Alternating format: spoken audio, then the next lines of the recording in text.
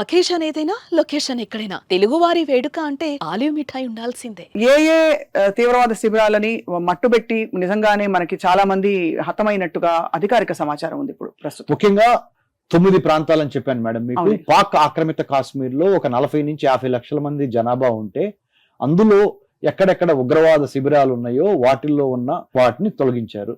అంటే సియోల్కోట్ దగ్గర నుంచి, ముర్దుకి దగ్గర నుంచి, ముజఫరాబాద్ దగ్గర నుంచి, అబోతాబాద్ దగ్గర నుంచి ఇలా కొన్ని ప్లేసెస్. తర్వాత పాకిస్తాన్ లో ఎవరైతే తలదాచుకుంటున్నారో వాళ్ళది కూడా we have the technical intelligence, imagery intelligence, human intelligence, satellite intelligence, అన్ని ఇంటెలిజెన్స్ ని క్రోడీకరించుకొని పాపం పుణ్యం అమాయకుల మీద ఒక దెబ్బ గాని ఒక గాయం గాని చేయకుండా ఎవరైతే 28 మందిని పొట్టన పెట్టుకున్నారో పెహల్గామ్ టెర్రరిస్ట్ అటాక్స్ లో వాళ్ళకి సంబంధించిన టెర్రర్ క్యాంప్స్ యొక్క మూలాల్ని సేకరించి ఈ 15 రోజుల నుంచి మనం ఎందుకు బ్రేక్ తీసుకున్నాం అంటే, అవును, విచక్షణ లేకుండా వాడు టెర్రరిస్ట్ అనేవాడు, ఫండమెంటల్ ఎక్స్ట్రీమిస్ట్ అనేవాడు, వాడు ఒక మతి లేని వాడు చేసే పని మనం చేయకూడదు కదా.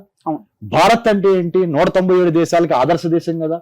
మనం ఏం చేసినా ఒక పద్ధతి ప్రకారము, ఒక లెక్క ప్రకారము, ఒక పంచాయతీ ప్రకారమే చేసి సాక్ష్యాధారాలతో వెళ్ళాలని ఈ 15 రోజుల నుంచి మనం ప్లానింగ్, ప్రిపరేషన్, పరిస్పైర్ అయ్యి ఇప్పుడు కొట్టాం. అది నేను మీ 15 రోజుల క్రితమే మన ఇద్దరం కలిసి ఒక్క 15 రోజులు ఆగండి అని చెప్పారు. 15 రోజులు ఆగాలి, ఎక్కడికి ప్రయాణాలు పెట్టుకోకపోవడం ఉత్తమం, ఓన్లీ ఇంపార్టెంట్ అయితే అని చెప్పాను. సో అది ఇప్పుడు నిజమైంది. ఇంకోటి చెప్తున్నాను madam, civil defence mock drill ను కూడా చాలా జాగ్రత్తగా గమనించండి, దాన్ని ఫాలో అవ్వాలి. ఇంకొక అన్నిటికన్నా ఇంపార్టెంట్ అంశం ఏంటంటే, మన భారత్ లో ఉన్న, మన హైదరాబాద్ లో ఉన్న సింబాలిక్ విషయాలు అంటే Charminar, assembly, banks, important banks, లేదా ఎడ్యుకేషనల్ ఇన్స్టిట్యూషన్స్, యూనివర్సిటీస్, వీటన్నిటిలో ఇంకా ఎక్కువ అలర్ట్ గా ఉండి అది కమ్యూనిటీ పోలీసింగ్ అనే కాన్సెప్ట్ తో, అంటే మీరు నేనే మన దేశాన్ని only army, navy, air force కాపాడుతుంది అనేది వాళ్ళు బోర్డర్ లో చూసుకుంటారు. అటు నుంచి ఇటు అటాక్ కాకుండా చూసుకుంటారు. ఇక్కడ జాగ్రత్తగా ఉండి అనవసర విషయాల్లో, అనవసరమైన చర్చల్లో పాల్గొకుండా ఈ 2 రోజుల సంయమనం పాటించి జాగ్రత్తగా ఉండటం మూలాన will be helping our law enforcement agency. Moreover ఇది మతంపై జరిగిన దాడి కాదు, తీవ్రవాదంపై జరిగిన దాడి. 2 దేశాల మధ్య కూడా కాదు. నేను చెప్పాను between Indian military and Pakistani military. It is between Indian military and Pakistani sheltered terror and fundamental organizations. అది క్లియర్ గా ఉంది. We did not throw any bomb on them. They have come into our, అంటే మన భారతదేశ అంతర్భాగమైన పెహల్గామ్ లోకి వచ్చి విచక్షణ రహితంగా చంపటం అనేది దానికి ప్రతిస్పందన ఇది.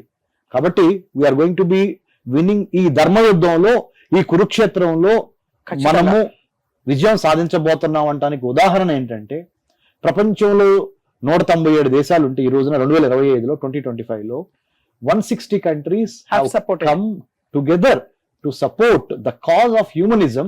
India happens to take up the cause of humanism, celebration of humanism. And మీరు in fact చాలా కీలక పాయింట్ చెప్పారు. A lot of Muslim countries have first time Saudi Arabia, మక్కా మదీనా అంటే ముస్లిం యొక్క పవిత్ర స్థలం మక్కా మదీనా.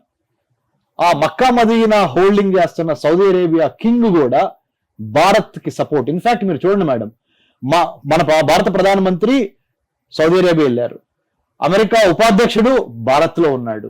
అలాంటి సమయం చూసుకొని కొట్టారు. దీన్ని మనం ఎలా రెస్పాండ్ అవ్వాలనే దాని మీద ప్రపంచం మనతో పాటు ఉన్నది అనేది మన క్రిస్టల్ క్లియర్ గా ఇప్పుడు తెలిసిపోయింది. Including America national security advisor called Pakistani government and said, you dare not, you don't retaliate from your military point of view. And ఖచ్చితంగా ఒకవేళ రిటాలియేట్ అయిన దాఖలాలు మనకు కనిపిస్తే America is likely to take a stand clearly. Madam ఒక మాట చెప్తున్నాను madam, అంటే నేను అతి ఆత్మవిశ్వాసంతో చెప్పట్లేదు. రక్షణ రంగంలో 25 ఏళ్లుగా చదువుకొని డాక్టరేట్ తెచ్చుకొని ఎన్నో దేశాలు తిరిగిన వాడిగా చెప్తున్నాను. మిలిటరీ పరంగా భారత్ కి అమెరికా సహాయం చేసినా చేయకపోయినా, చైనా లేకపోతే పాకిస్తాన్, రష్యా లేకపోతే యూకే, ఫ్రాన్స్, ఇజ్రాయెల్ ఎవ్వరి సహకారం అక్కర్లేదు. రైట్. మన యొక్క బలము, మన యొక్క ఆత్మవిశ్వాసంతో పాటు ధర్మ యుద్ధం ఇక్కడ నేను ఎక్కడి నుంచి వస్తుందంటే మనకు ఆ కాన్ఫిడెన్స్ చెప్పనా, we are on the right side of the cause. Absolutely. అసలు అన్డౌటెడ్లీ దీనికి అసలు చర్చ అవసరం లేని విషయం ఇది. ఇది చేసింది ఆపరేషన్ సింధూర్ వల్ల ఏం సాధించామంటే తీవ్రవాదులని, ఉగ్రవాదాన్ని అంతమొందించడానికి ఒక చాలా ప్రయత్నం. ఇది విశ్వ ప్రయత్నంగా కూడా మారే దాఖలాలన్నీ సూచనలు కనిపిస్తాయి. వసుదైక కుటుంబకం అని మనం చెప్తానే, మనం దాన్ని బిలీవ్ చేస్తానే. అందుకనే వసుదైక కుటుంబకంలో వర్డ్స్ లోనే కాదు, ఇప్పుడు యాక్షన్ లో కూడా అన్ని దేశాలు మన దగ్గరికి ఎందుకు వచ్చినాయి? అదే మీరు చెప్పండి, ఒక్క దేశం భారతదేశానికి వ్యతిరేకంగా మాట్లాడిన దేశం ఉందా? ప్రస్తుతానికి లేదు. ఎందుకంటే మనం చాలా మెజూర్డ్ గా ఎంత కావాలో అంత మాత్రమే హింసని మనము ప్రతిహింసకి చేస్తున్నాం, జోడిస్తున్నాం. చాలండి, ఇంకా చూసేసాం మనం. గోకుల్ చాట్ చూసాము, లుంబిని చూసాము, 26/11 చూసాము, ఢిల్లీ చూసాము, కోయంబత్తూర్ చూసాము, మొన్న పెహల్గాం చూసాము. ఇంకా ఊరుకోబోము అని చెప్పి parliament attack. I think it is high time the whole entire world reacted and world also join hands in with India to our fight is against terrorism, and our fight is against extremism.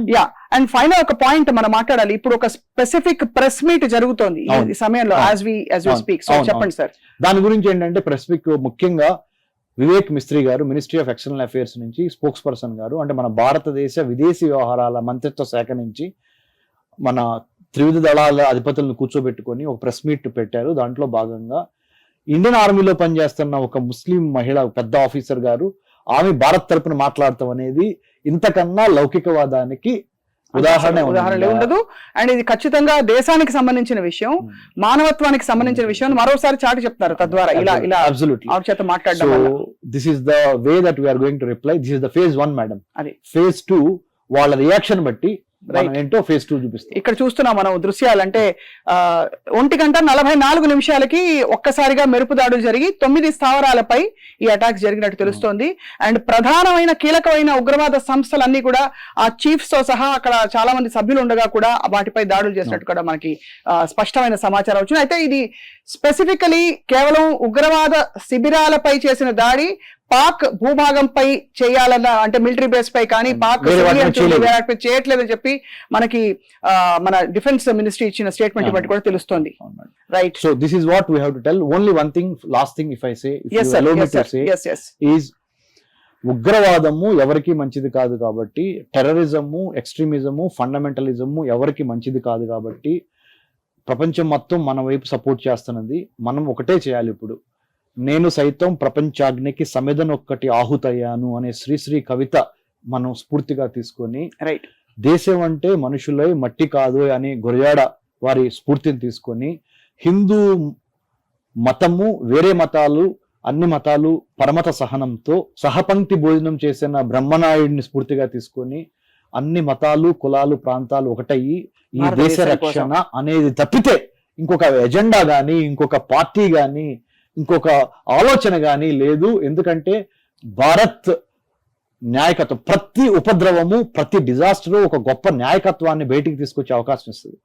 India has got the opportunity to showcase to the world that we are here to sanitize, liquidate, decimate, destroy, contain, control terrorism and celebration of humanism. Yes. That's all, madam. Indianness is nothing but celebration of జెండాయే మన అజెండాగా మసులుకోవాలని పిలుపునిస్తూ doctor Ramesh గారు, thank you so much. మీరు చాలా స్ఫూర్తిదాయకంగా, చాలా informative గా, specific గా, ఎందుకంటే మనకి చాలా నగరాలలో ఎంత బ్యాలెన్స్డ్ గా మాట్లాడాలి చూడండి. ఈ విషయం యుద్ధ సమయంలో కూడా అది ఎంత బ్యాలెన్స్డ్ గా మాట్లాడామంటే ఇది మన ధర్మం, మన దేశ ధర్మం, ఇది మన దేశం ఇచ్చిన సంపద మనకి. Thank you so much sir. And భరత ధరణి నా గృహం, భరత జాతి నా అహం అని చాటుకుంటూ జై Hind and thank you all for watching. జై హింద్.